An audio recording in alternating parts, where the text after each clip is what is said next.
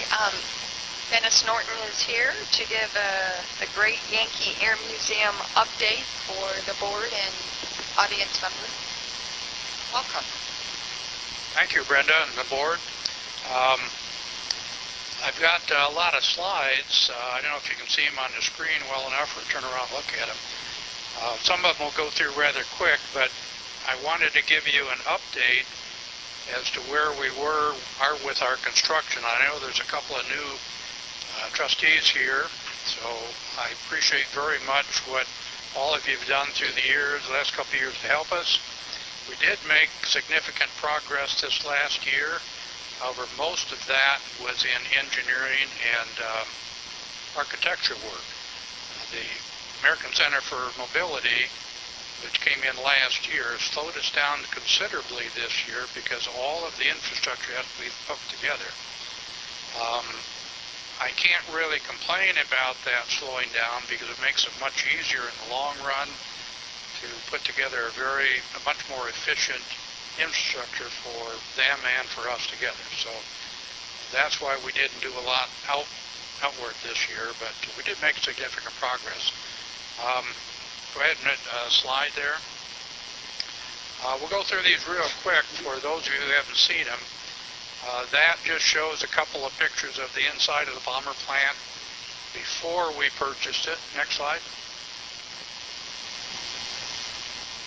That shows an outline of the original bomber plant, and all that's left, if you see most of that's demolished, all that's left is a little piece down in the left-hand corner that we now own and are in the process of restoring.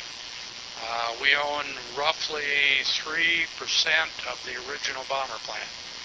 That's 144,000 square feet. Next slide. That, and go ahead to the next slide too. Those are two slides that show an overhead view a week after we purchased it. The thing to really look at here is the fact that the whole north end of the building was open to the elements, and most of the west end, a good piece of the west side also. The rest of the plant was demolished, and we were left with a building with 2.5 sides, no heat, no electricity, no water, no sewer, no gas, no nothing. So that's what we started with. Next slide.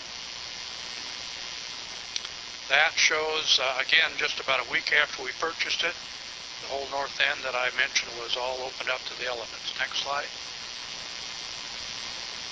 The first thing we had to do was fill a couple of huge holes in the roof. We lost all the access to the roof, so we filled it with a roof hatch. Next slide. These are a couple pictures. This one and the next slide, go ahead, are pictures of the inside showing what it looked like when we went in before we did any work on it. It was a real wreck inside. Structurally it was sound, but this is the center mezzanine.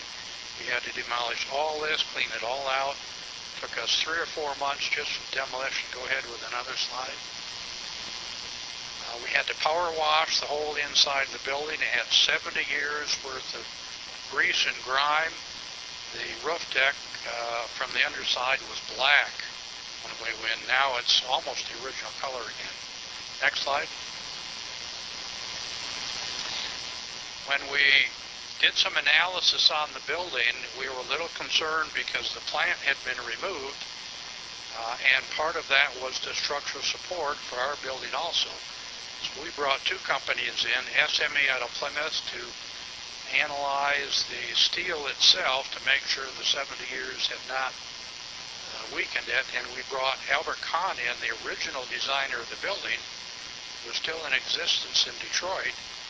Both of those companies did a lot of pro bono work for us, analyzing the structure of the building to make sure it was sound. Both said it was stronger than any building built today, however, it did not meet current building codes. So we ended up having to put almost $300,000 worth of structural steel into the building based on steel drawings that Albert Kahn did for us pro bono. So you can see a little bit of that steel in there now, that new gray steel. Next slide. Then we had to enclose the north wall. Go ahead in the next couple of slides here. And there's the west wall going up. We spent $1.5 million just enclosing the two walls. Next slide. We had to put a new foundation in for the new door. We did put a new hangar door on the north end of the building, only because the two doors on the south end of the building, while they still operate, they're over 70 years old. And we didn't want to take a chance on one of those breaking and not be able to get some of our aircraft in or out. We're not going to use it for a hangar. We're keeping our flyable aircraft still over at the airport side. But we do have aircraft that will be going in and out of this for display. Pretty big aircraft. Go ahead, next slide. There is the mezzanine. You saw a picture of that 4 or 5 slides ago, all covered up. We could not walk through this at the 3rd floor above it. When we came in, we had to clean it all out. Spent 3 months in demolition. This will be a visitor overlook in the museum once we get it done. Next slide. There it is.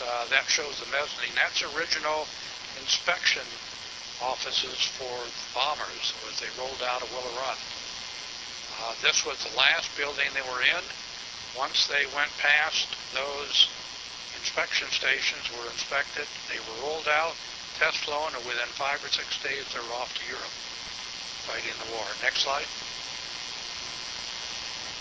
That shows a look down after we pretty much had it cleaned out from the 3rd floor of that mezzanine. Be a really cool look once we get airplanes in there. Next slide. We also didn't have electrical in there. A.F. Smith Company and IBEW 252, the Washington County electricians, put electrical in there at about a quarter of what it would have cost if we had to go out there and do it on our own. So we do have electrical in there now. It's only temporary, but DTE is working with us to bring permanent electrical in this summer. Next slide.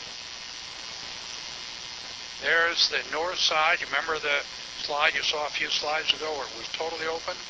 That's what it looks like today. The brick perfectly matches the original brick. The colors of the gunite above it really match the original colors of the bomber plant from pictures that we have and the other side of it. So it's looking much better today. Next slide. We're in October of 2015, by the way. There's the new door we put in. We spent over $300,000 putting a new hangar door in. It happens to be the second largest this company ever built. They do a lot of big doors for the Middle East and for Alaska up on the North Slope. We were only 6 inches short of being the largest. I kind of kicked them afterwards. If you told us, we would have added 6 inches on it. Ended up being the biggest door they ever built. But now we can get airplanes in and out without worrying about the 2 original doors breaking down on us, although they still work. Next slide. Now that's what it looked like from overhead. Remember the overhead earlier that showed the north end completely open. So that's pretty close to it's a really cool match to what was there originally. Next slide. Then the electrical, we did bring 2 or 3, actually about 3 aircraft in. We can't work on them because we don't have a certificate of occupancy, but we worked with your people and fire department and said, yeah, we can store them in there. These are not real, well, they are real airplanes, but they're display aircraft, so they don't have fuel in them. So they're just being stored there during the winter months, and then they want to work on them, they move them outside and work on them outside. But that got 3 really valuable aircraft in and out of the elements during the winter months. Stop their deterioration. Next slide. Next slide. That we did a lot of engineering work also this summer. That's just for representation of it. We have to bring, as I mentioned, with storm sewer, sanitary sewer, electric, gas, potable and fire water. We had to put a heating system in, telecommunication system. All of that was ripped out when the plant was demolished. So we have to bring all of that in. That's probably a slide that Alex and Mike back there have probably seen already, but that's some of the work that we had to do and all of these utilities to get ready to install those this summer. Next slide. ECM, as I mentioned, came in. They came in early in the year. We slowed down, mostly because the infrastructure, it was far easier to put it all together as one big infrastructure than try and do our own. We only have 17 acres. The ACM is over 300 acres. So we're collaborating with them to do all of this work. That just shows a little bit of what they are doing. And if you look way down in the right-hand corner, let me see if I can show it, right in there, that is the Yankee Air Museum, this little piece right there. All the rest of this is the ACM, the Automated American Center for Mobility, with the little cars that drive themselves, teach them to drive themselves. So we're participating very heavily with them. They are very interested in collaborating with us on a lot of things, not the least of which is using our building once they're opened up and once we're opened up. Next slide. Painting. This year we decided we had to paint the building. We weren't going to do it till next year after we got more of the work done. But Bear Paint Company came in and volunteered to give us all the paint for free. The International Union of Painters and Allied Trades volunteered to do all the work for free. That's their apprenticeship program. These kids are learning how to paint, so they send instructors out. Next slide. They send instructors out, taught them how to do all this. Bear Paint provided the best paints they have available to preserve this. These are the two big doors they're painting. And the next slide, I think, shows what the doors look like when it's all done. You remember the rust on it 2 slides ago. That is the color it was in 1942. So everything is just looks like it did in 1942 right now. So we thank Bear Paint, US Ecology, power washed the whole building for us at no cost. Alta Equipment and Wolverine Equipment donated the man list for both the painting and the power washing. So all these companies did this totally pro bono, probably $120,000, $130,000 paint job. Didn't cost us a penny. So many companies are stepping forward to help us with this now. Next slide. We had to replace the roof on the little annex building. Now, we knew it was in bad shape, but now you can see the roof deck from below once they took the covering off, like a sieve. So no wonder it leaked. Next slide. RCI Roofing and Phoenix Contractors, so as a general contractor, gave us considerable discounts on putting a new roof on that lower building. This is where the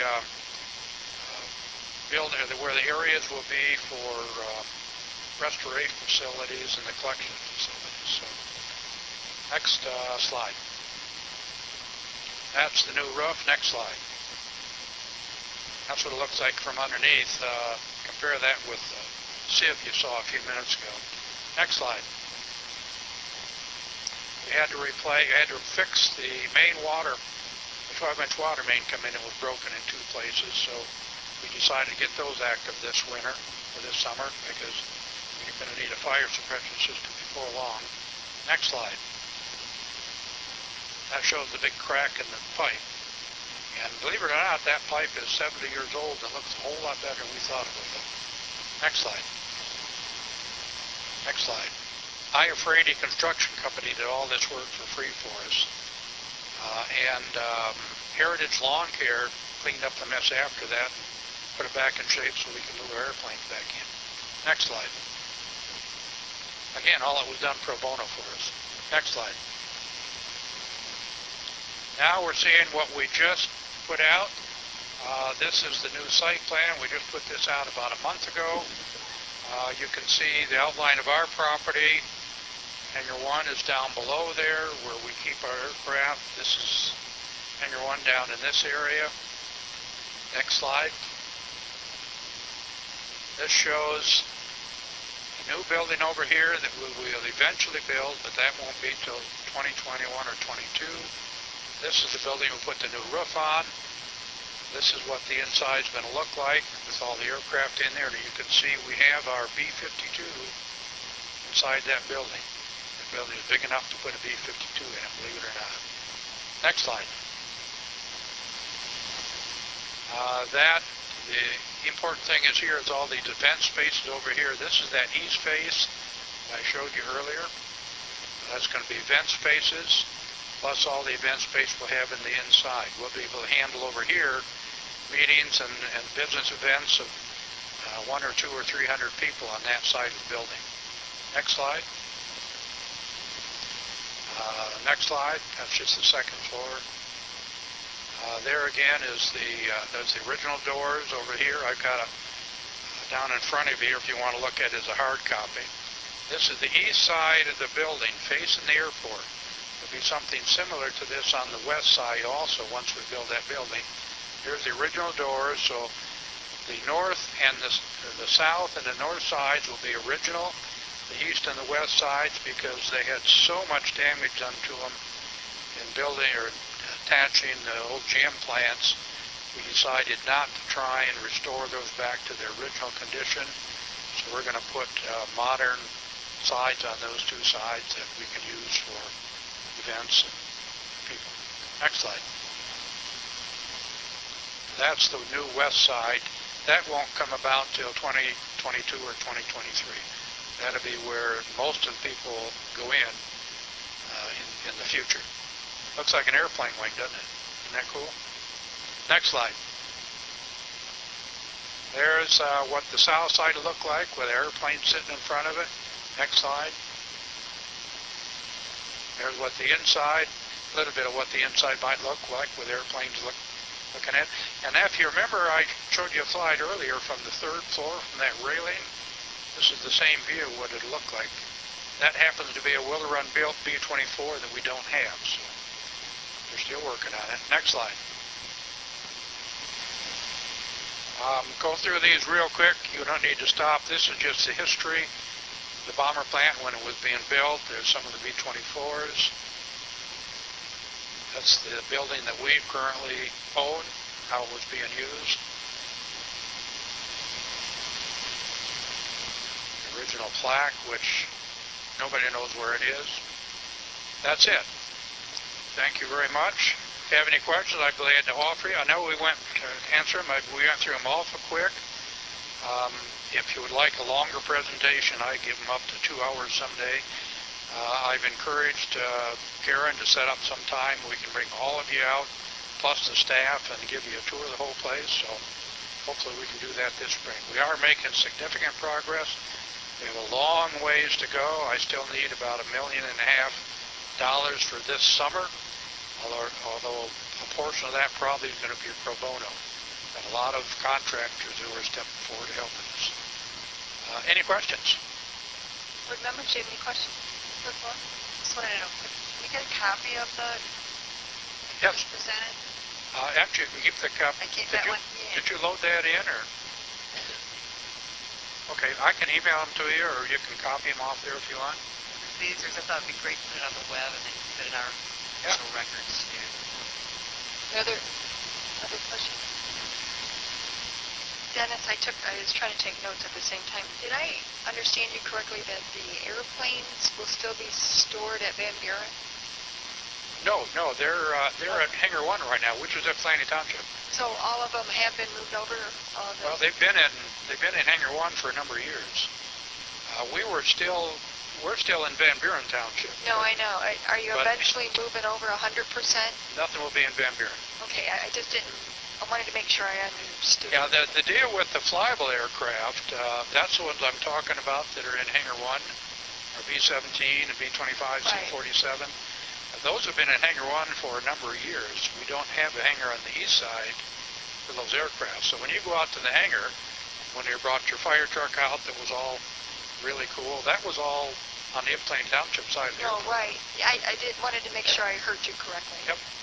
That's where they are, and that's where they'll stay. The reason we're probably going to leave those there, if we want to put the flyable aircraft in this building we're restoring, we have to build a hangar inside it. Right. To build a hangar in there takes firewalls and a foam fire suppression system. We don't need a foam system for what we're doing, but if we put the aircraft in there with fuel in, then we need a foam fire suppression system. The hangar built in and the fire suppression system is over $2 million additional. So we're paying the airport about $60,000 a year to rent space in Hangar 1. So we decided just to keep, we can pay a lot of rent for $2 million additional. So the airport has told us we can connect the two. We're right next to where we are, so we'll connect them. If Hangar 1 comes down, we'll probably build a smaller hangar right on the airport side anyway and connect it with our building. Okay. So that leaves the entire bomber plant building open for a museum and for event space and all the things we can do with it. And we can leave the flyable aircraft on the airport side of the fence, although the fence will be gone. Okay. But our aircraft will be on the airport side. Yeah. And you currently have Planning Commission and Township Board PD Stage 1 approval, right? We have PD Stage 1. I believe the architects have sent in information. I guess Mike and Adam would answer that. I think we're in or not Adam, Alex, my son-in-law. Okay, I guess my point was just to... Yeah, that's all in process now. Yeah. And part of that was waiting for ACM because a lot of what we had to design, we couldn't finish up until ACM got their stuff done. And then you'll bring PD Stage 2 approval to the Planning Commission. Correct. And to the Township Board. Correct. And we're working on that with Mike and Ben already. Okay, great. And then the only one other question I had was if there's any way we could thank everyone that's donating things to the Yankee Air Museum. We'd like to do that. It's awesome that the International Union of Painters, they help with that. And I know there's a list of people that have helped, so, our board would like to thank them. I'd be glad to share that whole list with you if you want me to send it. Just thank them.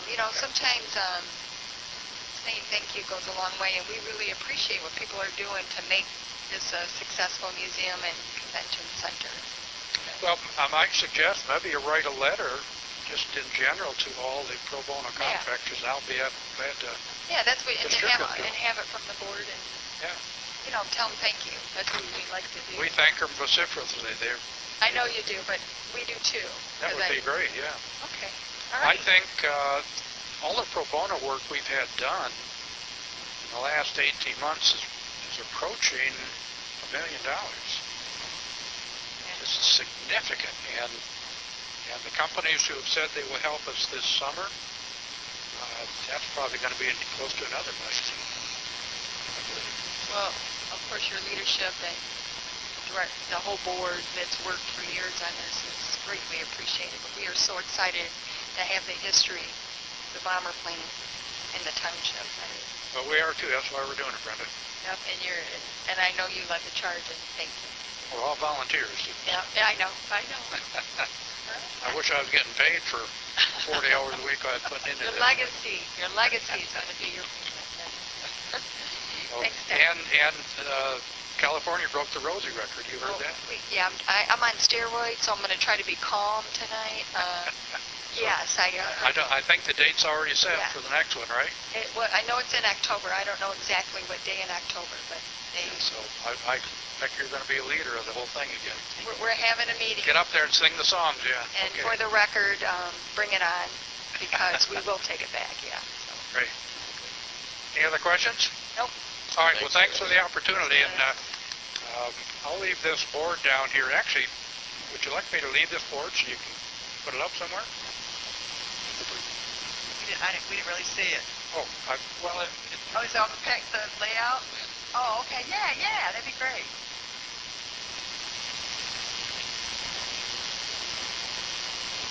Yeah. I love that, Yes. Thank you, Dennis. Thanks, Dennis. Thanks for taking your time so much. Take the team. I know. Awesome. Thank you so much. Okay. We are going to review the agenda. Are there any questions on the minutes?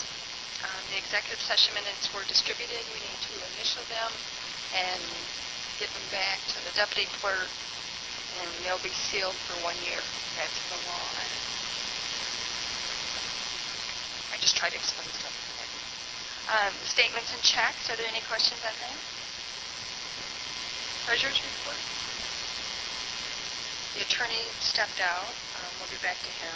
So under old business, we have the request of Kirk Sherwood, Director of Golf Operations, to approve the golf course rates and the Green Oaks employee golf policy. This was tabled. So we can talk about it now, and I know Stan, the email, I tried to explain to the best I could, and I know that Debbie Ayu is here, or Debbie Edgar is here, and Robin to assist in any way. You can pick that up. It comes out if you want. There we go. Good evening. First of all, thanks for taking the time to talk. I want to say the golf course, over the course of the weekend, made the decision to open. All I can say is we've got a great golf course. I also want to thank all of the township supervisors that offered their time over the weekend, with it being a 3-day weekend, to help me in the time that I've worked 9 days in a row. I want to thank Javon and Neal. I also want to thank Robin Castle-Hine. I want to thank Brenda for offering if need be. And I also would like to thank Debbie Agdorny for taking the time to come and help me this weekend, because it meant the world to me. As you've heard before, it takes a village, and the village showed up. So I do appreciate the support, though. And golf course is on the right track right now. We are in pace tomorrow for about 100-plus rounds. So anyway, the golf course is in good position. I don't know how often we've ever actually opened up in February, but I did get a lot of surprises from people. So we do have a number of people out there, though, that I've met, and it was a good opportunity to meet some of the people as well as some of the members that signed up in the last few days. So the issue was in the information that was presented, I had requested that you put in there for approval by the board to allow you to run specials, and like previous directors have done that. And I think maybe by doing that I caused some confusion. So Stan, and we're just round table talking. And Sure, no, and I'm happy to answer any questions at this point in time, because I know Stan did send me a letter. I've been awful busy, though, and I knew we were going to be discussing this tonight. So, okay. Stan, if you've got questions in regard to that, I'd be happy to answer them. Yeah, if it works. Let's take our time and go through this. All right. First, thanks for changing those rates and listening to the residents. I think once you're out there for a bit, you'll get a better grasp of the unique dynamics that are Green Oaks over 40-plus years. I don't have any problem with your memo. It's just the last asterisk you have where it says, please note that the Green Oaks Director of Golf has the authority to modify rules, policies, and rates on an as-needed basis. We have never done that in the 13 years I've been here, allowed anybody to do that, because it was a point of contention when, at our last, but the one previous to that, we continually asked to be able to adapt and adjust the rates during the season based on heats. At that time, the Greens Commission, which is no longer in place, denied that on a routine and regular basis. I still have his letter from that, states the dates. So, if you could, just could you give me an example of what would be considered modifying the rates? Well, I don't know. It's your memo. It's not mine. And it is my memo, because there is stuff in there as far as the membership goes with that deal they have on Saturdays where, I had a member sign up yesterday. He's on the fence of whether he should be a 5 or 7 day member because this 11 o'clock deal is in place, which I agreed to keep the membership rates the same for this year, with the idea that we could evaluate it and move forward in the 2018 season and make some changes as needed, because there are a number of things wrong at the golf course that need to be corrected. So that being said, I simply said to him, he said, well, what if I want to bring guests out? So I don't have the authority to tell him, hey, I can override that rule and have him bring guests out? Is that a question for me now? That is a question for you. Okay. In the past, Kurt, none of the directors of golf have had that authority to do that. The primary role of this board, at least for the trustees, is to have oversight of the fiduciary of this township. And so I'm not ready to relinquish that. If we tell you you can go ahead and modify the rates, why do we even have this meeting where you bring in rates for us to look at? So this is completely about the opportunity to be able to modify a rate, correct? Correct. Well, I just have one question. No. My Go ahead, Brenda. Thank you. Just because I do oversee the department, I've really tried to immerse myself in learning it. My understanding is that we do and have always modified rates. We've done it through internet sales. We've done it if it's a very slow day, then people send out an email blast in the past to have people at a lower rate. If we have a holiday special, then we've always modified rates. And I don't disagree. I wouldn't say always. I would say yes. In the last director, we did that because he was the first one that utilized it. That's not what I'm talking about, Kurt. Oh, okay. That's Okay, but just to understand, I'm not talking about going above a current rate, but to be able to drop a rate as far as a group rate or anything like that needs to be in place. I also want to know then, is it approved to have a membership rate for $800 on a weekend and drop the price? No. Okay. So we've got a number of different issues we need to talk about tonight because that has happened in the last 2 to 3 years. Membership rates should not be changed, right? Correct. Daily rates or specials have been changed in the past for many years. I know that is the case. And I know all golf courses I've learned does that in order to run specials and to get people to come out. Stan, are we in agreement on that? In theory. I will tell you that when I was there 3 years ago, Kurt, for 6 months, that was not the case.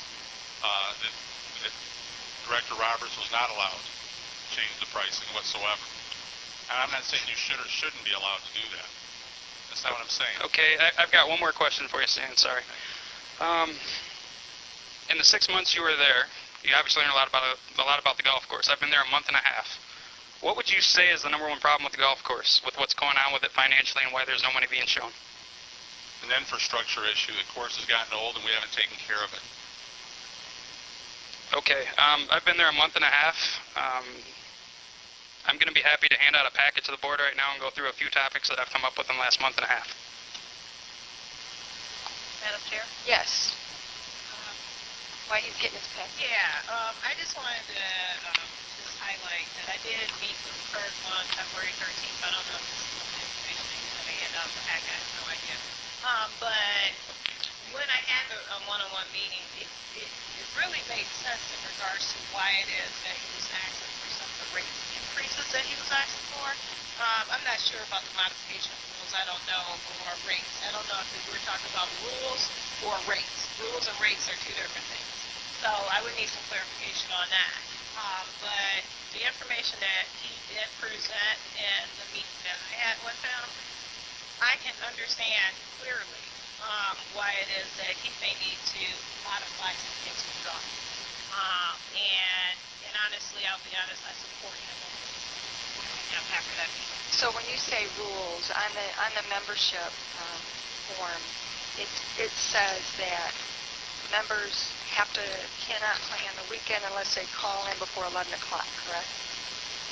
Oh, I believe if they call in after 1 o'clock on Friday, they can call in for those times on Saturday, and if they're not filled, they get same thing with Sunday. They'll call in at 1 o'clock on Saturday to get the times on Sunday. So, and that is something that truly we tried to do 3 or 4 years ago, and we sort of got lambasted, and I know when the folks came to the board meeting and talked to us, the big question was, well, if they're not open, why can't we play? And we are, members, and the question was then, okay, if you call in the day before, or actually I think it was that time, if you're here at 9 o'clock Saturday morning and there's nobody playing, you can play it. And they even moved that back to allowing them to schedule it Friday for Saturday, Saturday for Sunday, and then it became, all of a sudden, they were booked for 6 or 7 weeks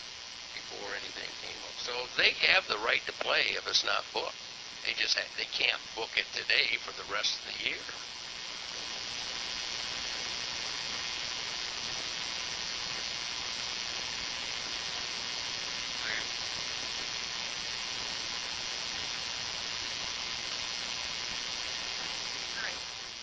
right. So the first thing I want to say is, the situation of the golf course is what it is. I'm being dealt the hand that I'm dealing with. I have uncovered a number of different discounts with the golf course that have been put in place in the last 2 to 3 years that are absolutely crushing the golf course in price. Who authorized these if we don't have the authority to do it? I provided some signatures for you to see who actually approved this, because the signatures are on there, but yet they never had board approval. So we're going to start on the first page, though. So let's start with Groupon, which everybody knows with Groupon. This was a situation where Groupon was set up. We got 70% of the fees. Groupon receives 30% of the fees. For last year, we received a total of $25,863.03 through Groupon. Now, Groupon can be used as a real effective tool. I'm not completely saying Groupon can't. However, when you offer a rate for $65 that's set up where we receive $45.50 of it for 18 holes with 4 players, if you do the math, you're down to $11 per round. I do recall, though, and Karen and Stan and Larry, and maybe you remember, I do know that Justin came and asked to do Groupon. Correct. So the board Board authorized. approved it. Right. Right. So this one, but we didn't realize what we approved, but we did approve Groupon. Okay, so I just wanted to know. You need to change it. what's that? You're saying that Groupon is okay as long as the rate is high enough to recoup. Well, the more issue, than the issue with Groupon is that the limitations weren't put on it to where people can play on Saturday after 10 o'clock in the morning and take our $34 rate.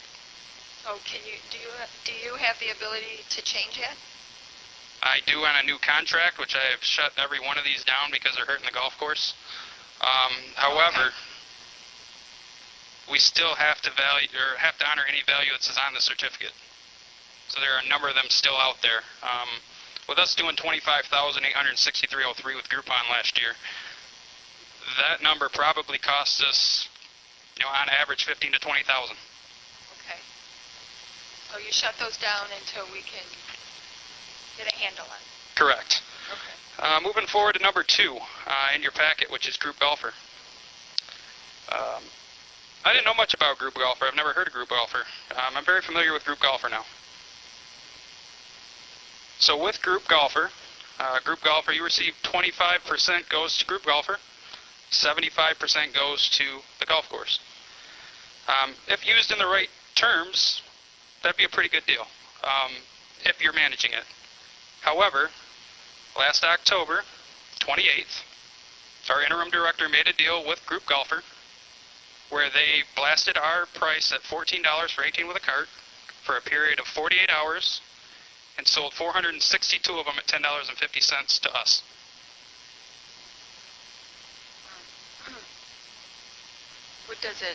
Was there any restriction on the weekend? Only restriction was 10 o'clock on the weekend, valid through July 1st, 2017. The golf course was scheduled to close 2 days after that. We have to honor that. Has to be honored. We wrote it. It's in your documentation there. I think it's the last page. They wrote us a check for $4,000.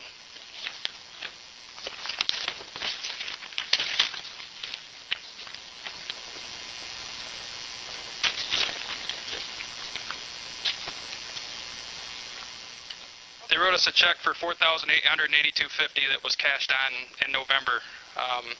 Unfortunately, we now owe 402 rounds free for the year.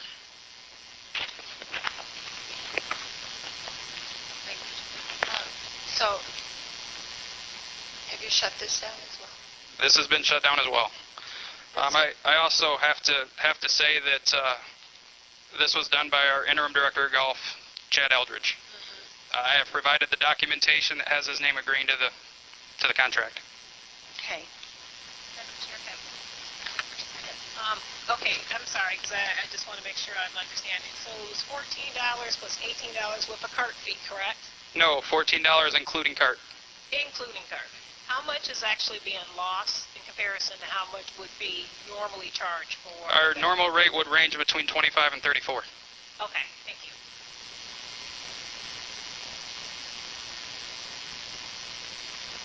I guess in theory, like when it gets slower, like in October, if they would have just done it to the end of the year, if you didn't have golfers coming out, I don't know.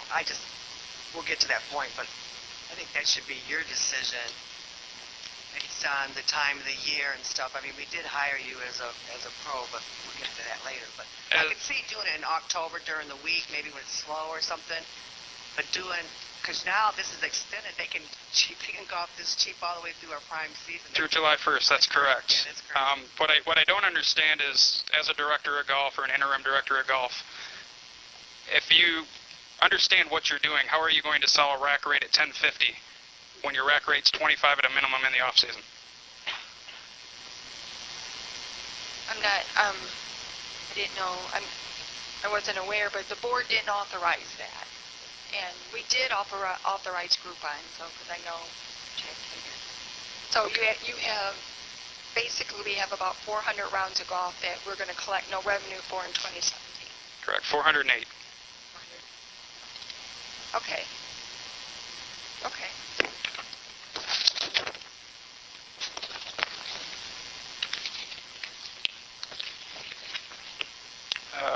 Number 3 we'll move to is mygolfdeals.com.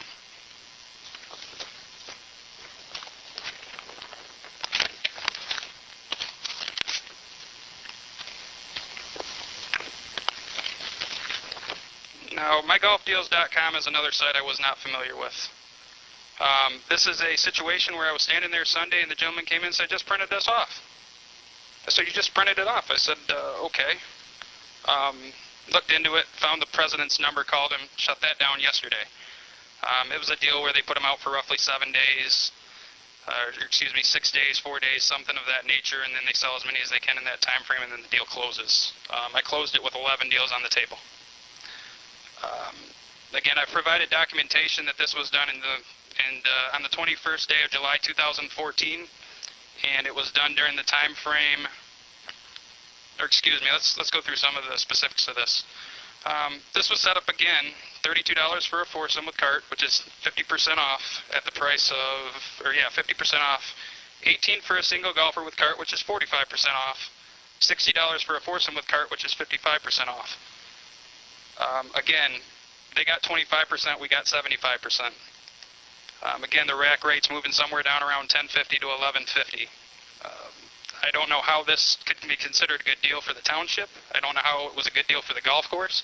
But as revenue continues to decline, this type of situation is causing it.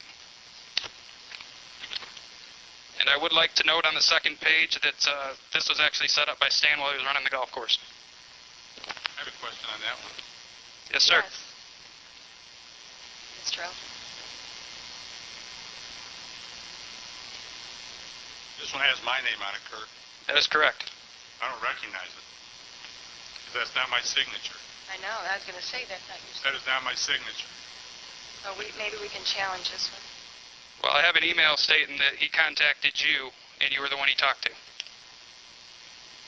That's not Stan's signature. It's not my signature. I will give you that. Well, we can. Well, I mean, as you move to the page after that, Stan, I can put I just contacted this guy yesterday, asked for the history, who signed up. He sent me that on the following, which says 2014 My Golf Deals Course Agreement. right. Now, That's maybe, not my signature. correct, and it might not be your signature, but is there a chance it could possibly be something that was an internet signature? Not from us. We Right. did, yeah. We had, Year. I don't even know what his title was at the time. And as you can see on that page, though, it looks like that Stan signed the agreement and Justin emailed it to keep it running. Well, be careful what you say and sign, okay? Not my signature, one. Let me Okay. finish what I was going to say. Yes, sir. At least the full-time officials will recall. At that time, we made a pay increase to have a gentleman who was the assistant out there take over and continue his duties. And we can certainly get a hold of him and see if he made that arrangement. Well, That's not my signature. But as you go to the site, too, under merchant name, your name's listed on all 7 pages. Well, I understand it's listed. yeah, and I understand it's listed. So that's my question is what I was wondering is could someone, because it's all over the internet, could they have created that account? I was wondering that. They possibly could, but I'm just How about showing you what I got when I called the president of the company. Okay. That's, Well, but I'm just trying to figure out where everything's coming from. So it's been shut down. Correct, again. And your point in providing this information is just to show that we've lost a lot of money through internet Groupons and sales and stuff. Correct. At this point, it's my intention to keep golf now and no other one. Okay. All right. When I would just question this. Well, Yeah, thank you. I would question this because it's like a 3-year agreement with the 14 to 18, and they did, their signatures isn't on it, so I think there's an issue for maybe finding out whether it's even a valid agreement. They didn't sign, like, I would think that since they sent it to you, they would have sent a signed copy by them and with the real signatures too. I don't know, that looks like it's printed by somebody else. Like I said, I just researched it, talked to the president of the company, he said, I'll send you what I have, and that's what he sent me. Surprise, huh? So not to say that is your signature, Stan, that's what I was sent. right. Again, as you move to number 4, number 4 is just Course Trends, which again was another discount fee network that was run by Golf 18 Network. As you're looking and you're considering Golf 18 Network, there's 3 different contracts that had to be signed that moved it back and forth between the different companies. So there's actually 3 contracts that went with Golf 18 that's also been shut down.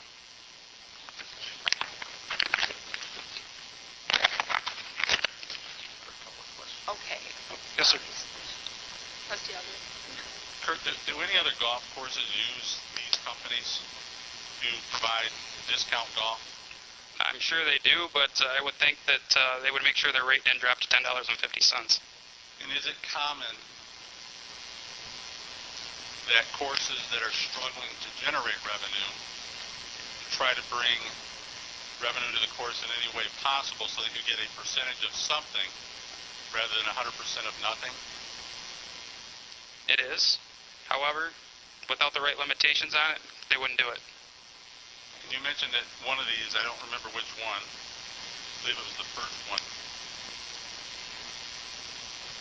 that you would determine we lost 15 to 20,000 on that deal alone. I mean, I don't know how you really estimate even what that number is, but if you take the rack rate and figure, 8 to 10,000 at a minimum. Right. And that would be assuming that those tee times would have been filled otherwise, without the discount golf. That is correct. If nobody would have been playing due to not getting a discount, we wouldn't have lost anything, correct? Correct, but if those tee times are filled at 10:50, can you get that? I don't know. I'm not trying to be argumentative with you. I'm just asking questions. Well, Because I don't know this area. It's not my bailiwick. I think if I understand correctly is that it's okay to do it, which is why the board said, yeah, let's do it, but not with reducing the rate so low because the company gets 25%. Correct. And we're reducing it on some of these 47%. That's too much of a discount. If we could do our own email and I mean, and the idea was to do social media type marketing. I think the intent was good. It was not implemented well with, it appears, in the best interest, of the golf course. But I do think it was approved by the board to do Groupons. I just want you to know that. Now these other ones were not approved, and I don't know how they were set up. I'll take full responsibility for it, and it won't happen again. okay. Thank you. Madam Chair? Well, I think these are better two parts. I know we went over Groupon. I know we went over Group Offer. So thank you. I'm not going to account for what happened in the past, but going forward is really where I am concerned. Number one, do you plan on doing any type of discounts like this that would arrive at a loss for the golf course? Not to that extent, no. Okay. Number two, are you looking at different ways to market a golf course to bring in more revenue besides just coupons? Does that make sense?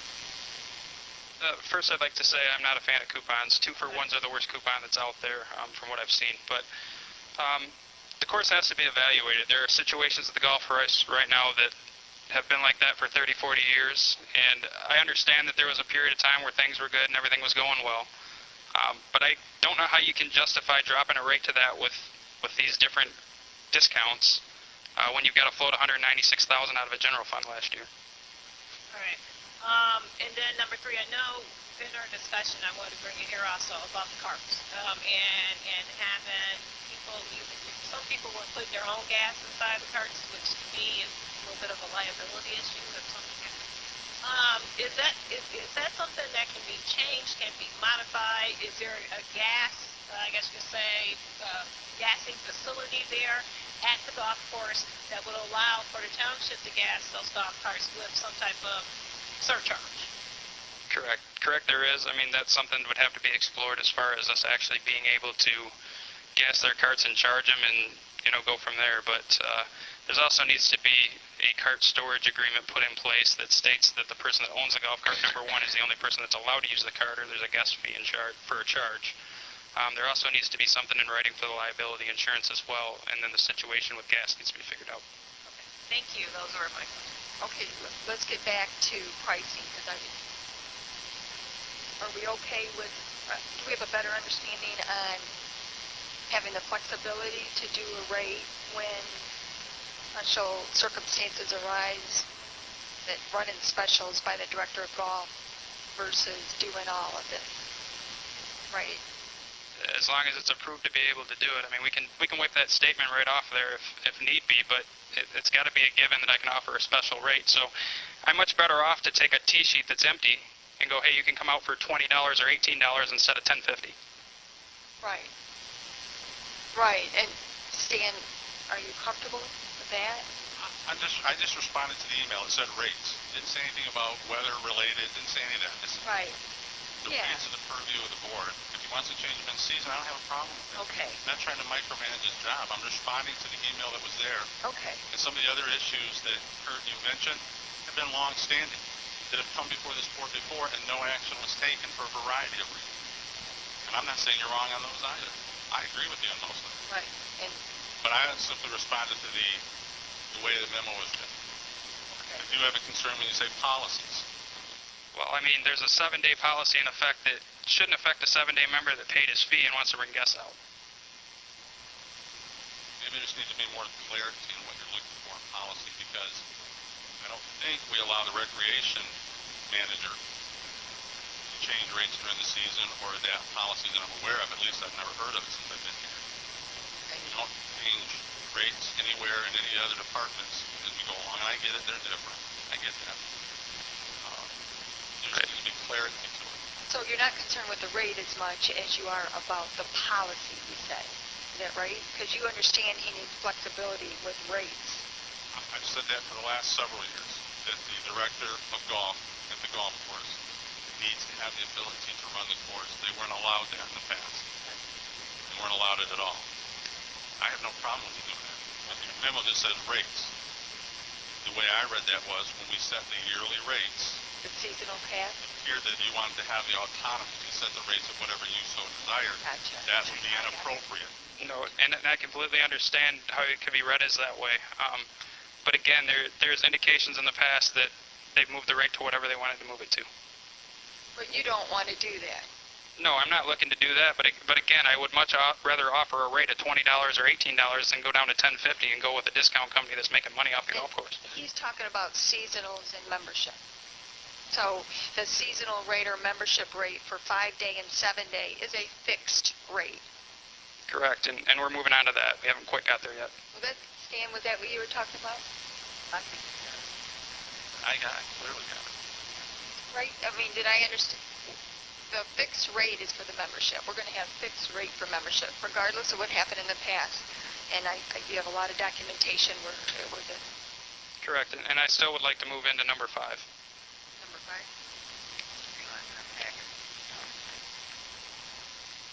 So it's come to my attention that, again, there's stuff that's been going on for 30, 40 years, and I understand that. But if I walk in the door of the golf shop, and I walk in, I say I want to be a 7-day member, and I pay $800 to be a 7-day member, I'm a 7-day member, correct? Yep. Okay, so when a guy walks in the door yesterday and says to me, well, I'm a 5-day member, but I'm allowed to play 2 days a week and then 2 leagues on the weekends only. And he pays $450. How is that fair, and who modified that rate? Take that off. I don't know. This is the third case I've got of it.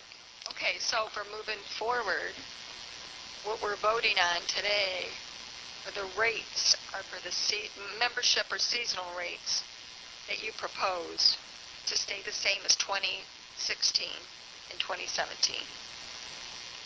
Correct. But again, and somebody just said I made that up. I brought documentation to prove it. Oh, that's not what I meant. You made what up? That the customer made it up. As you look at this sheet that was sitting in the shop with 2016 pass holders, I want you to note number 5 on the list, paid $450 for 7 days. What page are you on? Front page?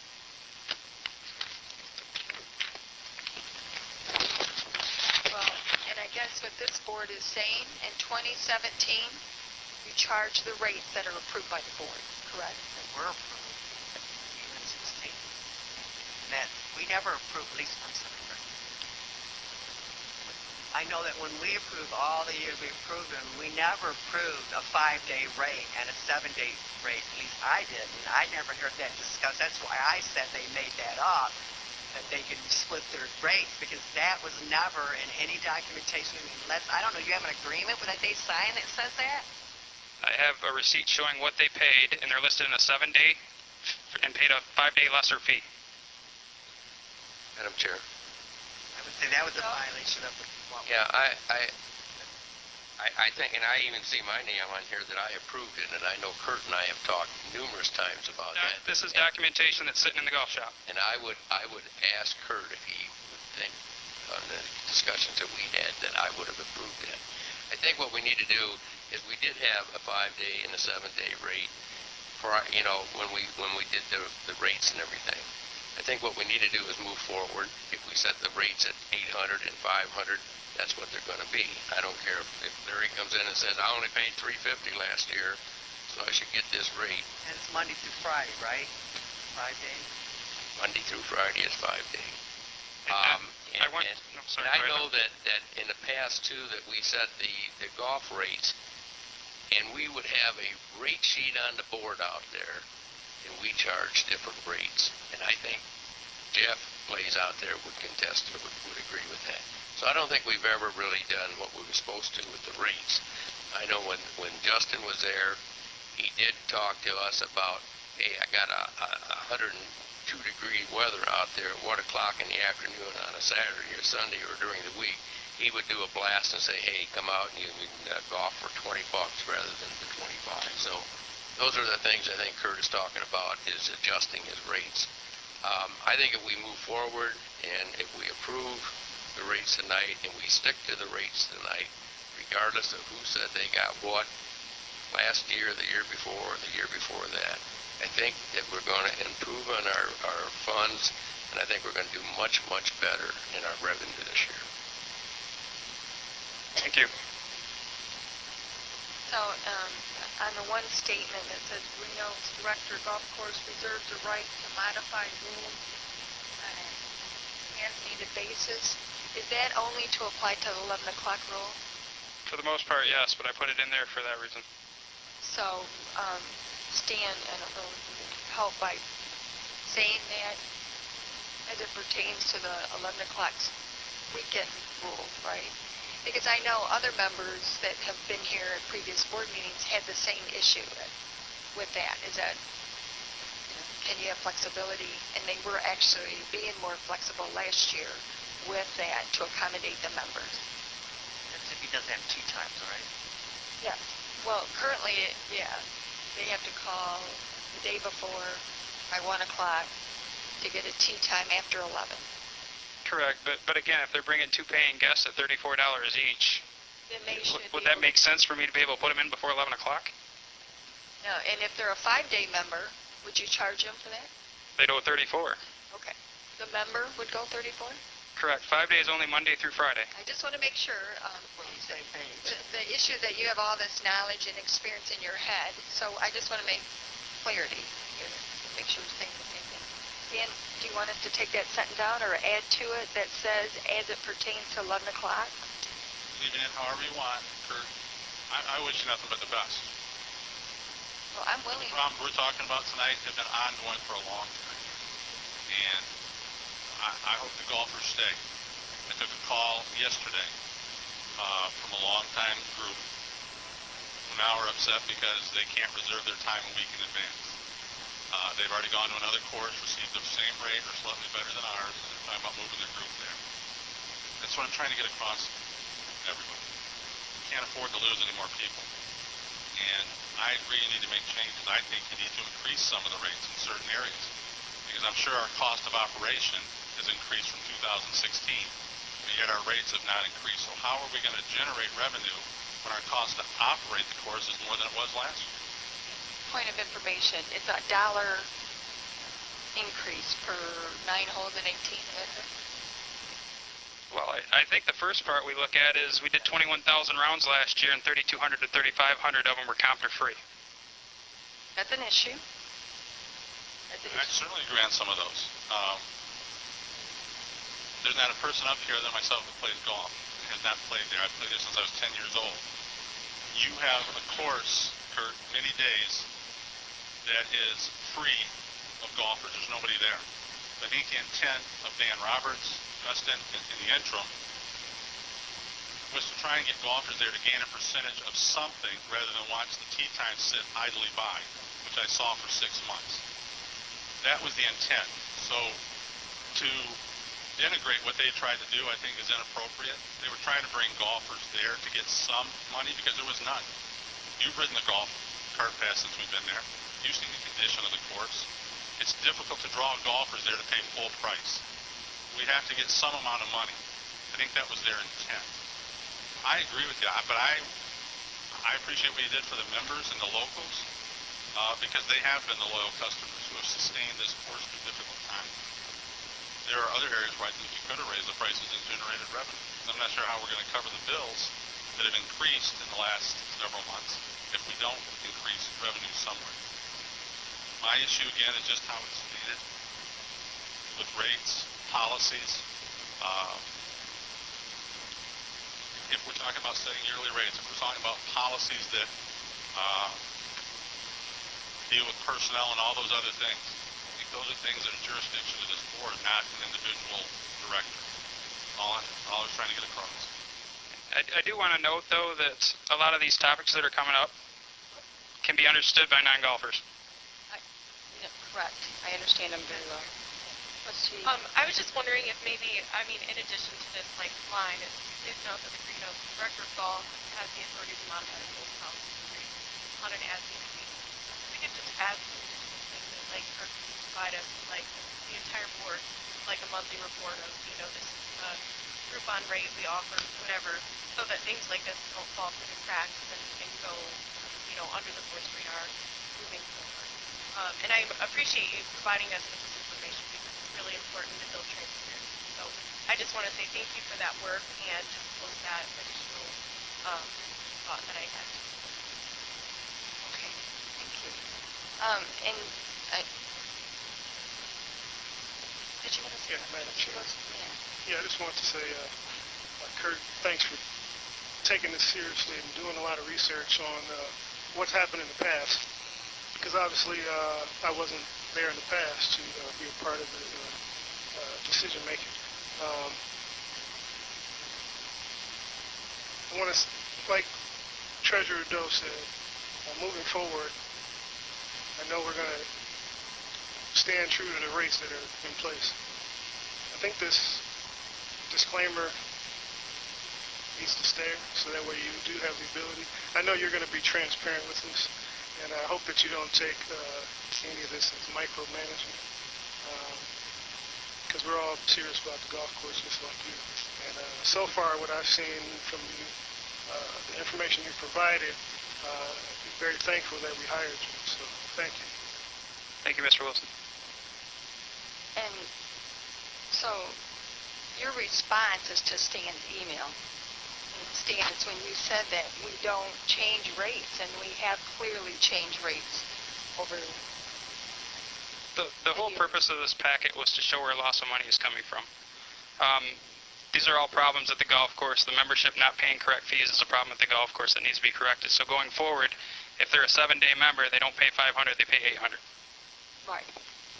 Right, and which is why you're bringing all this forward, is to better explain how it works. And although sometimes we don't always like the truth, this is the truth of what happened based on the information, and we have to make sure it stops. And you're gonna do that, and you're gonna inform the board, I think, if there's changes made. There's no changes to rates on memberships. Absolutely not. The only thing you wanted to change is the ability for them to play on the weekend if they brought some guests with them. Correct, because I know for a fact that based on the T-sheets last year, you've got a member that would bring 12 guests with them each week. So he should. That's the flexibility. Now, Stan, are you okay with that? I just want to make sure we're all okay with I don't know how many ways I can say it. I don't have a problem with you adapting and adjusting during the season. That's not what I said. I'm a little frustrated it keeps getting categorized that way. It's simply not the yearly rates that we see every year. All I'm not. You need to change them in season.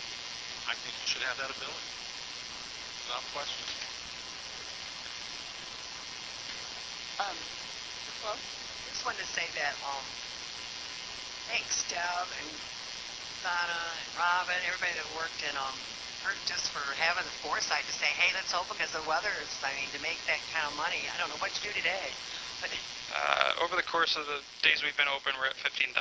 yeah, that's just like awesome. And gosh, I don't know, we got to pay you guys back somehow. I'm not sure how to do that, but yeah, so I'm excited. And then Kurt, Larry and I work with the Convention Visitors Bureau on the CTAP, which we get the small mini grant every year. And so that's Mary Zakiro, who's like, I'm not sure, director. I don't know, she's really fireball, works on a lot of stuff for the township to get our, our grants and stuff. So in that conversation and meeting, we started talking, which I think we've had this conversation probably, I don't know, over the last 10 years, about how we need to tap in these huge groups of folks coming here. So anyways, Larry and I took it, Mary said she'd be glad to work, and we took it to Kirk and stuff, we met with him, and so he was pretty enthusiastic. We have like 6,000 plumbers and pipe fitters that come here in August, and then there's another 2,000 IBW, and another, anyways, this huge conference, and Mary said, and going to have the meeting set up with them, she said that they would be glad when they send out their registration, send out our golf stuff so they can get online. And we've been talking, but they really like to be treated personal, which of course we all do, like Hobbs does, a little plumbers, pipe fitters, a little stir for the drinks every year and changes it up, and people post it. And so if you just call it like the plumbers, pipe fitters, Eileen, and offer. And so we talked about that and how if there's huge, bigger outings and stuff, and how they have to be competitive because people shop, not necessarily the plumbers, pipe fitters, but just the individual is going to have an outing for their, retirement or something like that. They shop around, and so that Kirk's got to have the flexibility to make sure that we're not losing money, but at the same time make sure that he gets that outing. Anyways, we're real excited. She gave us a whole list. She's going to actually give, if we join, if the golf course agrees to join the I don't know, the convention or chamber, whatever it is, there's a fee and stuff. Not really that much, and that we'd actually have access to all the addresses. So anyways, from that came a thing. She said that this guy works full time, who's a township resident, and he was great at his job, and does all the social media, and so he blasted out, 8 o'clock I was here working on Friday night, blasted out that he sent blasted out 4,500, just 4,500 saying, Kirk got help tomorrow. And I wrote Chad, and I thanked him for that. So I want to let you know I did talk to Mary today. We're meeting the week after next. So we're excited about that, the ability to bring in families, because a lot of folks bring their families, and maybe Kirk can offer something during the day for the parents and kids, and then something evenings for the. So anyways, I think it's been up and down, and you're getting your. What's the word they say? Getting burnt by fire or introduced by that. But yeah, I think you see the commitment though. I think the board is really all behind you, and the staff that came out. It just shows that we all want the golf course to be really successful. So important. So, anyways, thanks for what you did this past weekend. And We could, Stan, when I read your email, it says, I understand the portion relating to the potential modification of the rules. However, I will have questions raising to you having authority to modify policy and rates, as I would see those areas needing board approval. So you did ask about that. I mean, I can see why we read it that way, or I read it that way. Right. What were you talking about? I was just talking about the yearly rates. I was responding. Oh, just yearly rates. Okay. It didn't say that. I'm just telling you, it didn't say that. Correct. Nor did the one on the memo say anything about anything on weather related. Okay. Well, it sounds like if we would have talked in person, it would have helped. I've offered that to you in the past. I haven't heard yet. That offer is still there. So Well, I will have other questions later, but I'll let go. Sure. Trustee Ross Williams. First, Kurt, I appreciated our meeting, and I don't know anything about Rock too much, but I do know about retail operations, and this is similar to a retail operation. I appreciate you doing what you have done here to try and figure out where the losses have been occurring. And I deeply appreciate that you have brought detail about those losses. And I do believe that, tailoring this will allow for the golf course to make revenue, some form of revenue going forward that can fix some of the issues that are there with the agedness of the golf course. So thank you for your work here. I know it's about a lot of you. I know it's a time, and coming here and bringing this, I understand how that can even be, a little scary to do. But in the same aspect, you have done it, and I appreciate it as a board member, and I also appreciate it. Thank you. Thank you. Treasurer Chair. Durham. Yes. The only thing I want to say, I truly in my heart believe that if we hold with these rates and we stand behind Kurt, that we are going to do, we may not make the budget this year, but we will do much, much better than we did last year, even though we've still got 408 rounds of free golf that's coming out there. But 6 of them are redeemed on Sunday. yeah. So I think we just need to give him a chance, and we'll hopefully maybe Kurt will come in each month and give us a little update. And I feel really good about Kurt being there, and I think he works well with the people. He handles himself extremely well, and I think we're going to see a real positive turnaround in the golf course. Thank you. So are we prepared to vote on them tonight? I mean, it's on the agenda.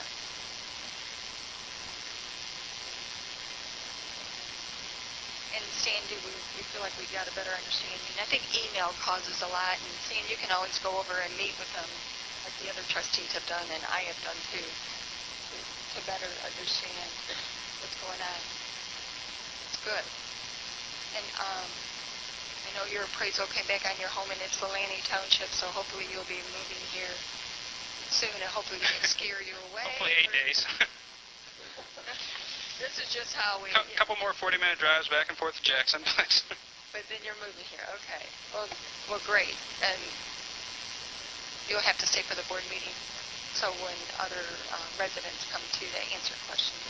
Absolutely. So the good news is 2017 rates are the same for our members as 2016. The new rates for 18 and 9 holes are $1 increase. They're listed up on the board there in gray. Again, it was just looking at it. Which one is it? Yes. So yes, there's nothing more than a $1 increase, and there's a new rate structure between 1 and 5 on the weekend. Okay. So there are no deals for any movement on membership. Correct. And that's what you want to have that. And we want to have that. I know for sure Steve wants to have it too. So I think it's clear now. Thank you. All right, we can move on to the agenda. The next item is budget amendment number 3. Any questions? Keep moving, sir.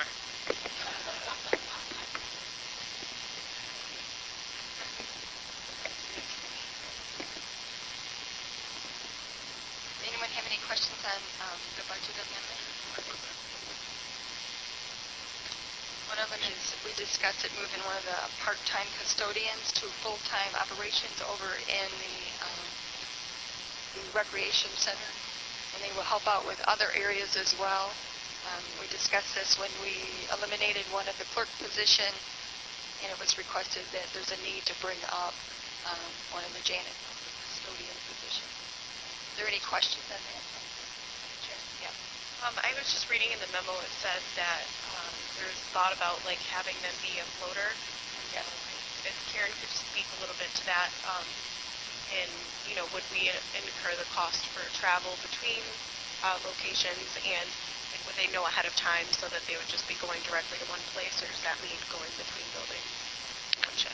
Could be both. Jeff can probably speak to this as well. Part of the floating that we need is the ability to have them come here when someone is absent unexpectedly, or over at the LEC building and something happens, that we still have the ability to have those locations cleaned.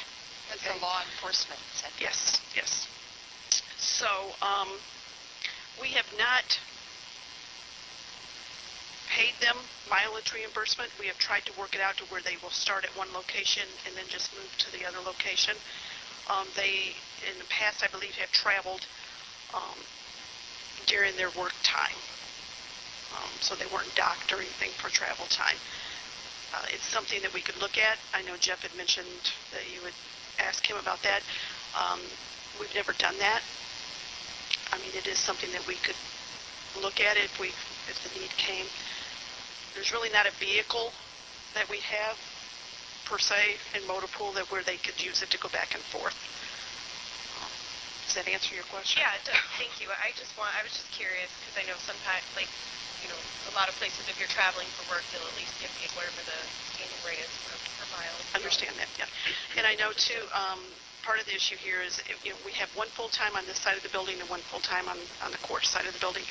If one of them take vacation, that would be another reason we would float a person over to help keep the buildings clean while they're on vacation. Thank you. Are there any other questions on that? The next budget amendment is for the traffic calming devices.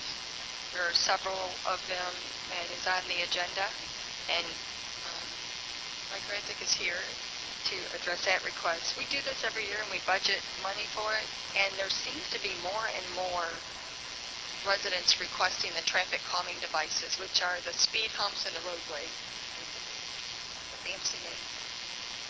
And we do have one issue on Parkwood where they put one in, several in, and they've degraded. So they need to be, it's only, wow, Parkwood was what, 4 or 5 years ago? Not even that long ago. Anyway, so we have to... 2012. Okay, 5 years ago. So we have to improve those or they won't work. Yes. And long term, maybe the board needs to look at the possibility of installing them and then doing a special assessment for maintenance, because we're getting to have so many of these. Kind of like cameras where we install them and then the residents pay for maintenance. If I may, for the benefit of our new trustees, we work hand in hand with the road commission on these traffic calming programs. If you ever have a spare minute, you can go on the road commission's website and look for the neighborhood traffic management program. There's a specific page dedicated to that. Essentially, they will do these traffic calming devices or speed humps, however you choose to call them. Any residential subdivision street that has a prima facie 25-mile-an-hour speed limit. The criteria they look at are the speeds, the cut-through traffic, the average daily traffic, the crash history, and the proximity of the target area to schools and anything else that could generate excessive pedestrian traffic. It's a two-part process. Township has nothing to do with the process, although we do go out of our way to assist our property owners and residents who choose to participate with the road commission. The first step is 7 residents on the affected street have to sign a petition asking for a preliminary traffic investigation. That's when the road commission determines whether or not the activity on that street meets their criteria for traffic calming devices.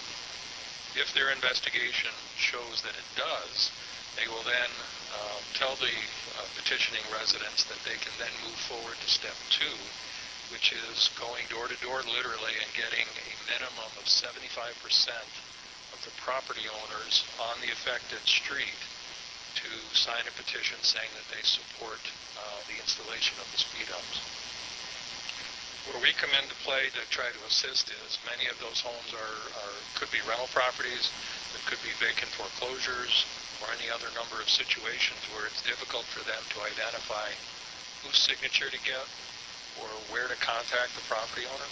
For instance, if they get a tenant signature for a particular house, it doesn't count.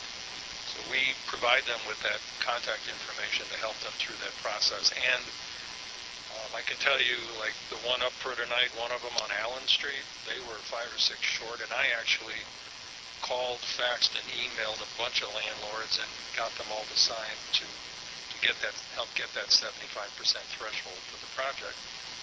So once they get all of those signatures, it comes to the board to ask for funding, because the road commission doesn't fund those. The local jurisdiction is required to do that if they want to move forward. So that's what's before you tonight, this request for funding for 5 projects. The first one is on Allen Road between Forest and Holmes. There is a speeding problem and a cut-through problem there. There's 2 in the Green Farm subdivision on Berwick and Rachel Drive.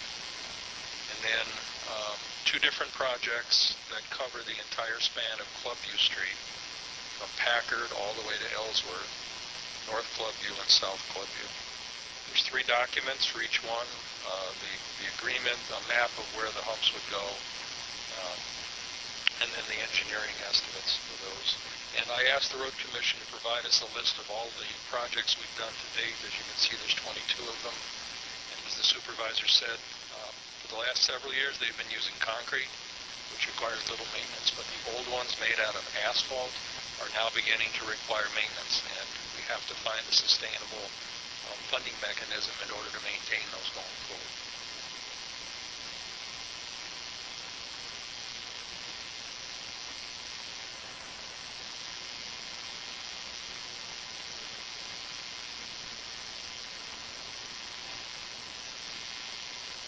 So by law, by accounting rules and laws, we have to rebudget and to pay for those in 2017. Compost site is to purchase a new chipper to replace the 2003 equipment.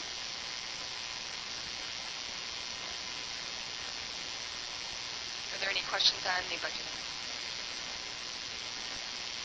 All right. We have the request for Habitat for Humanity for funds for the renovation of 2927 Peachcrest and 2828 Peachcrest in an amount of $60,000. Clerk Rowe, you could...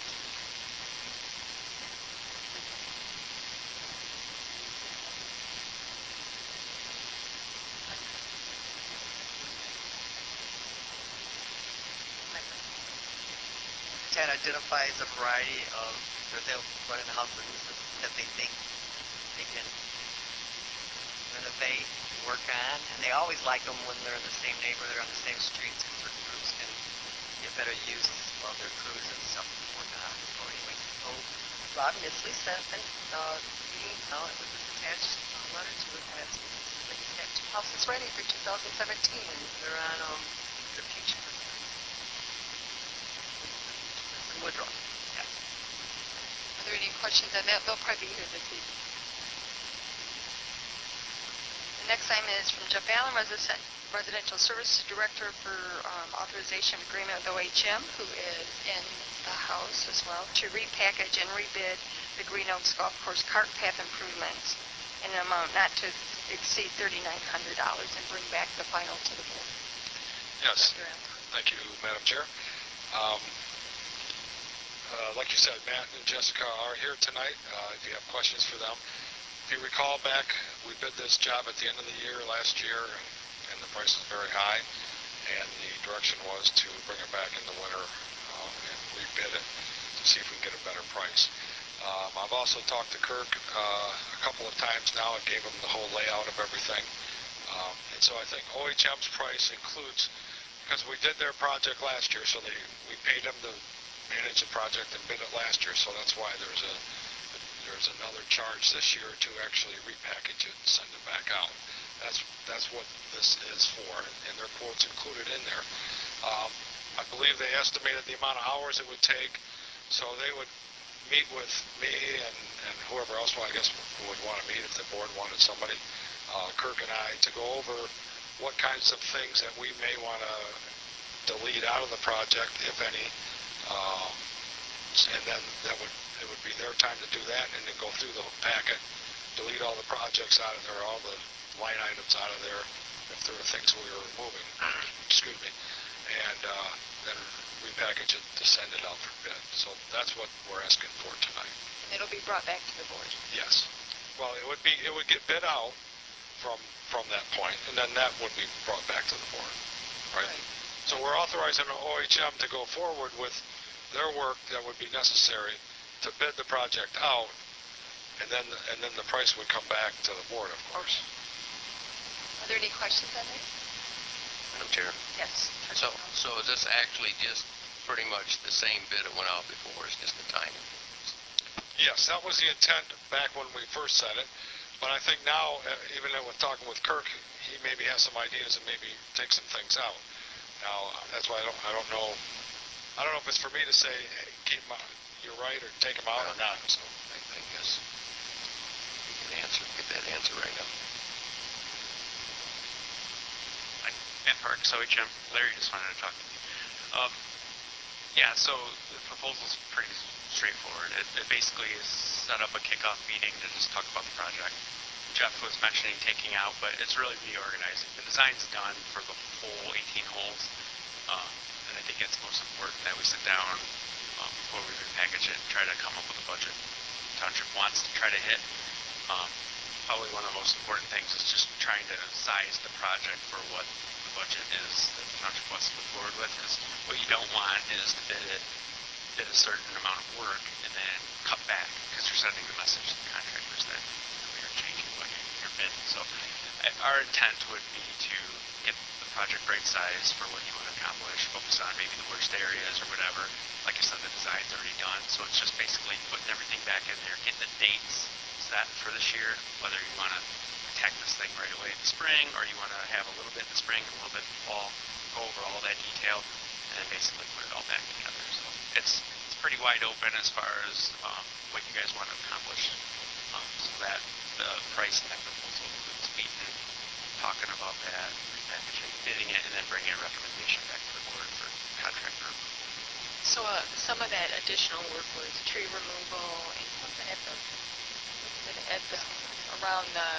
Yeah, around where the carts golf park, course, that whole yeah. paved area, there was some retaining walls that were kind of falling apart. There's removal of paths completely. There's some restoration. There's a little landscaping that provides screening around tee boxes.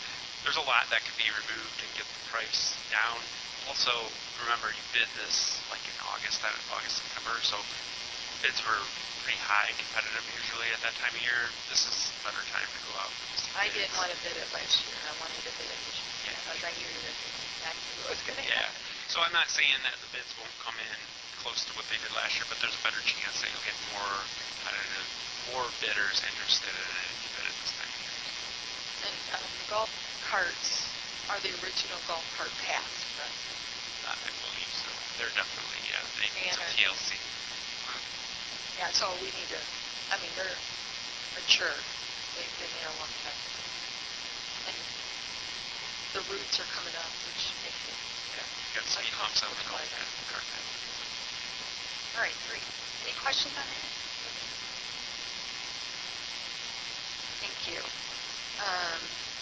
We talked about item 4, which is the agreements for the calming devices. We talked about the part-time custodial position to full-time. We We have another request for overhead light to be located at the bus stop at Russell Street, just west of Ford Boulevard, for $1,381.15. And this is budgeted. There's also a request or authorization to sign a purchase agreement with DTE for the conversion of 66 for the big overhead 100-watt high-pressure sodium 65-watt to the 65-watt LED and 140 underground 100-watt high-pressure to the 65-watt LED. In the memo, Clerk Rowe, myself, and Treasurer Doe, we met with DTE. The payback for the investment is within 4.5 years because the cost will be reduced to, and a lot of them are on the residents that pay for a special assessment. So that savings will go right to the residents the following year. The good news is it will be a brighter, whiter, clearer light for seeing in the evening. So you have a map in the back, right? The whole layout is in the back. Big green is for the whole township. Like if I have a copy here, just have a big green map like this. And then each section is broken down, and you can see exactly where each light is and going to be. And active reach light connection to these might be easier to read. So there's several locations in old, mature existing neighborhoods that they're going to replace. I think it's going to help a lot. Are there any questions on this? Thank you, Clerk Rowe, for helping organize. The next item is to set a public hearing date of March 21st at 7 p.m. for the creation of special assessment district for Huron Heights and Huron Ridge neighborhood cameras. They have requested cameras. They will pay the operation and maintenance. This is the first time we actually have an apartment complex that wants to do it. We've talked about it for years. If the board approves it, it will be the same process as we do for neighborhoods. The township pays for the purchase of the equipment, and the operation and maintenance will be borne by the apartment owner. We know there will be another one coming shortly too.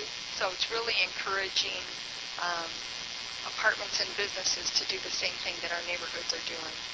And I do know that the lights on Apple Ridge, Lieutenant Morocco is here, they were actually used to solve a crime. And they were very helpful. And is that correct? That's correct. Lieutenant Mike Morocco with the Washington County Sheriff's Office. We did have a robbery over at Apple Ridge, or it ended up being Ridge and Mott, and the cameras that were recently put in there were very significant, making 3 arrests in that, and recovering property in the vehicle. And like we've said, it doesn't necessarily prevent the crime, but it definitely helps us find suspects and what happened. Sometimes we get information that the victim reports that isn't necessarily what happened. So we're able to get that too. So it's a great program we're happy with. Lieutenant Morocco, maybe one work session we can actually bring in and show the clarity of those cameras, because it is amazing. I can bring some stuff next week, or next month, right? You know, just to show, because I think when we saw, it was amazing.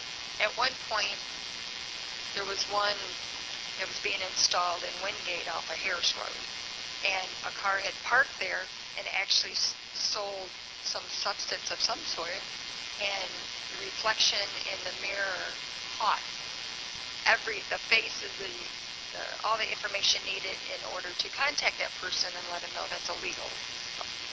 But had we not had that, I mean, and we can do, there's all kinds of stories that we always hear about the cameras, and I also want to thank you, Lieutenant Morocco, and the troops for everything that you guys are doing. Some of the things that we read and the circumstances that you are involved with. One in particular, there was 10 to 14 pit bulls in one house. Yes. And I mean, but that's a dangerous situation, not only for our police and ordinance, but the neighbors walking by, our children. So sometimes we don't say thank you enough. And I just want to thank the Washington County Sheriff's Department and you specifically on all the efforts that you've made in keeping our lieutenant. Thank you very much. I'm glad to be here. Lieutenant Morocco, Yes, sir. what other communities do you have that participate as well as Ypsilanti Township has with the camera program? What other municipalities? Ypsilanti Township is the cutting edge. I've been approached by other agencies such as Canton and Van Buren who want to replicate the program that Ypsilanti Township has used. So in the county, there's certain pieces. Ann Arbor has some communities that have cameras in them. Chelsea has some, but nobody to the extent that we have here. And like I said, they're trying to replicate it from other significant agencies in the area. Thank you. Thank you. The next authorization and bids is to go, request to go out for bids for the community center to do Section A, and the bids will be brought back to the township. Any questions on that? Okay. The next one is a request of Jeff Allen for authorization to purchase a new banded chipper in an amount not to exceed $70,000.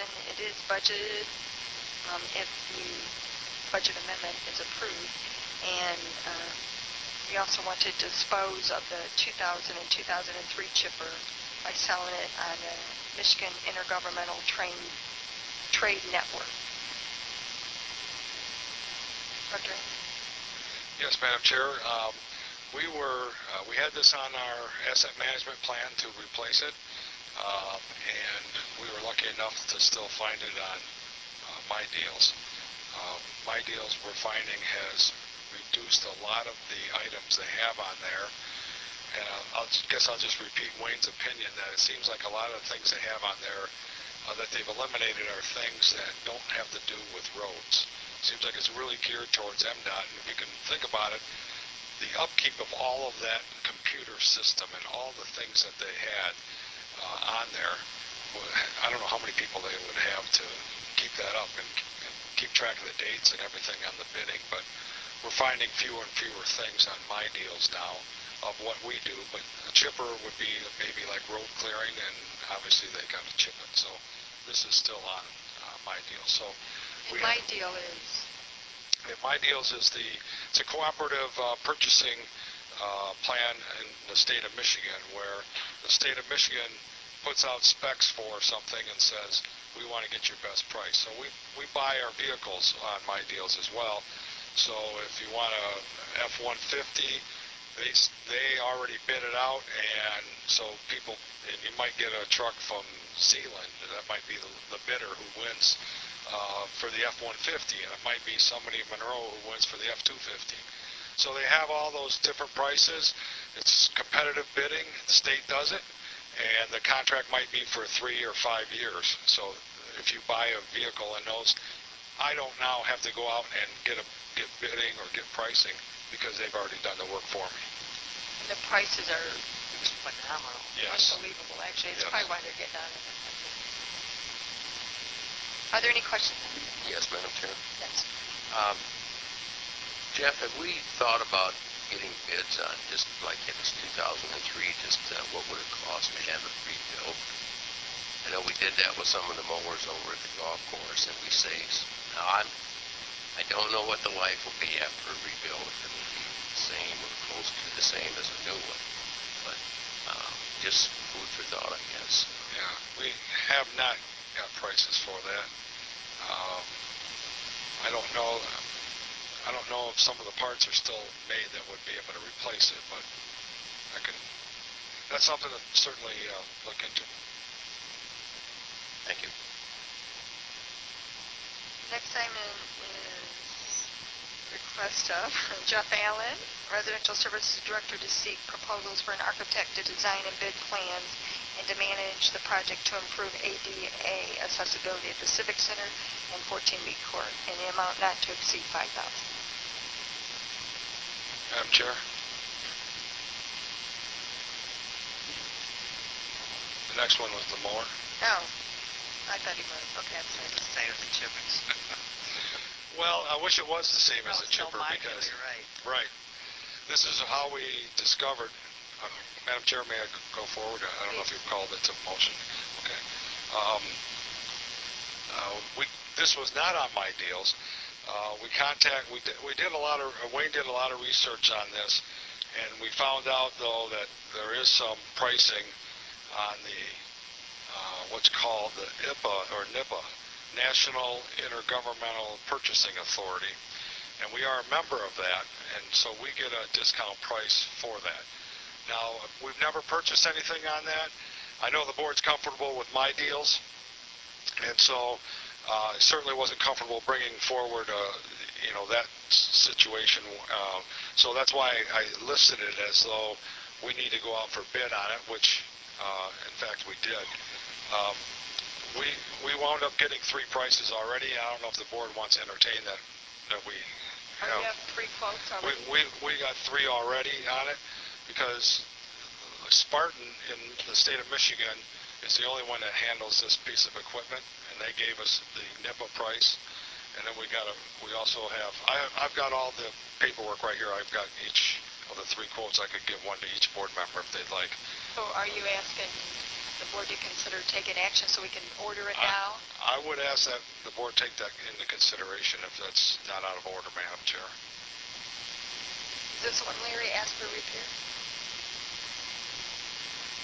Madam Chair, this is the same one, but this would be one I would ask the same thing. To at least get a quote. Even if we don't do anything but find out in the future, that may be a way to go. Okay. Based on your timing and stuff. People are buying them for some reason. Yeah. Oh, you mean buying our used ones. Oh. Yeah, refurbishing. Yeah. This is the 2001?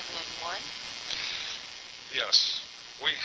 These mowers, I know they sound like, I can buy one for $300 for my lawn, but these last 15 years, and, these ones have been lasting 15 years. We've been taking care of them. So, the ones that I think I listed on here that replaces the 2001 model. So, we have a 2004 is our next one, and I think we have a 5 and a 2007. So, the newest mower we have is a 2012. So we don't have any mowers that are that. And these mowers, again, not like your home, they go out every day. And they go out and they mow. If it's light rain, they mow every day. So they're putting, almost 30 hours probably a week on the mowers. And they're very good mowers. And so they last if you take care of them. Based on what I'm hearing, Jeff, is they'd like to see how much it would cost to Okay. repair. All right. Still proceed with And we'll come back. bringing the quotes back Sure. and the cost of repair at the same time. Okay. So in 2 weeks. Okay. We'll come back.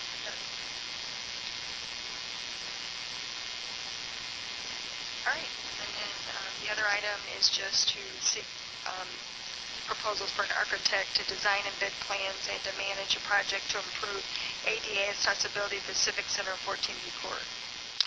Yes, we already had OHM actually assess the ADA on both this building and the court. I was hoping to have an architect take a look and address maybe a few key issues where I think we can service our public better. Each counter, the counter on the first floor and the counter on the second floor, and we also want to close the counter over by the supervisor office. We've had requests about that. People kind of just tend to walk right back behind the counter. So we'd like to close that, make each level have ADA, and then I wanted to address at least ADA seating in this boardroom for the public, where they could sit. Maybe we have to get rid of at least one table, maybe remove a couple end seats, put a railing in with a footboard, and then have a guest chair next to them as well. And there may be an issue once we have that, we may have to look at these doors, because I don't know that these doors are wide enough to get a chair through. I know they don't meet the standard, but whether or not a chair can get through them or not, I don't see a need for 3 doors. It can maybe pop the frame and put in 2 doors, and then it might be wide enough. But I just thought of that since I was even talking that, if I can't get them in, can't seat them if I can't get them in here, with a wheelchair. So. Yeah, there has been wheelchairs. I thought I saw people in here. Oh, yeah. Yeah, okay. Oh, yeah. All right, okay. So I know they can come in. Right, okay. To have it more accessible, I think it'll be. Right. I just want to say thank you so much, Jeff. We talked a little bit before about the door and what all the plans look like, but it's so important that we're really accommodating it that's in here. And we were talking that maybe when they had the wheelchairs, then they possibly could have like folded them up and pushed them in, but we don't have wheelchairs, so we can't practice. But anyways, thank you so much. That's really important to me and near to my heart. Thank you. There's only one other question. Do you have any other legal? All right. And the work session, we're going to take a break until 7 o'clock and come back and start the meeting.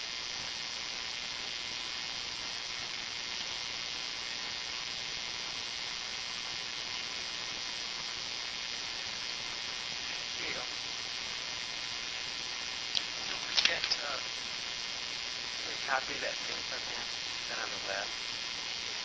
Yeah, maybe need to get the hard copy. Print it and have it all. File it. And then maybe file it. If you haven't filed 2 places, then it's in with the Yankee Air Museum file. Oh, thank you.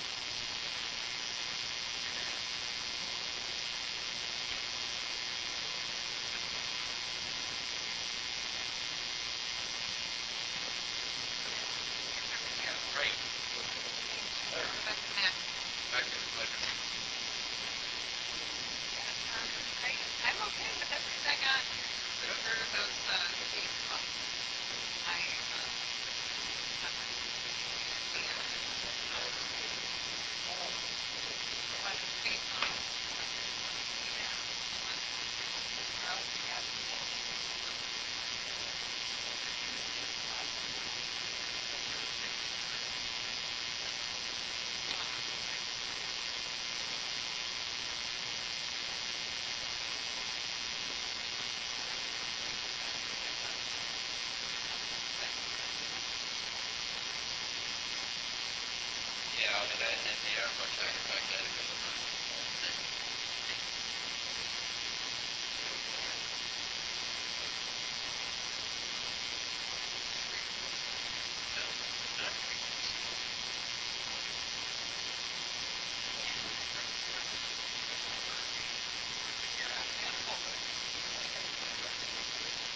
Well, what it is, they need more than self-cut.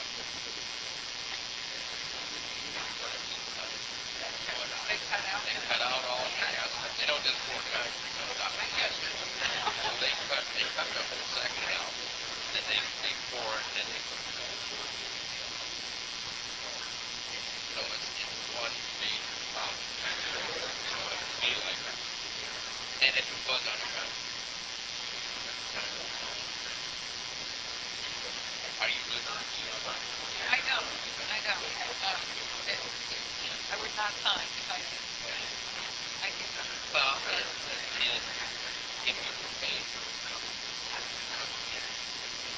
yeah, but you know it does. it's coming out of the tax dollars because I am. It does come out of the, we take it out of the